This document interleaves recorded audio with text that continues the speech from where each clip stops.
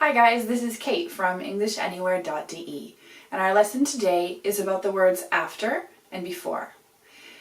So when we use them, the verb that comes afterwards always has an ing.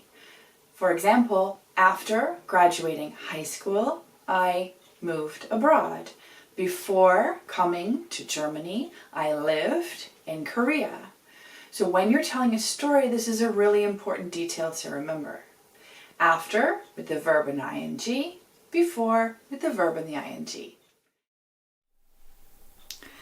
If you like these videos and want to join our online school, come visit us at EnglishAnywhere.de.teachable.com for access to all different kinds of video classes, crash courses, and worksheets.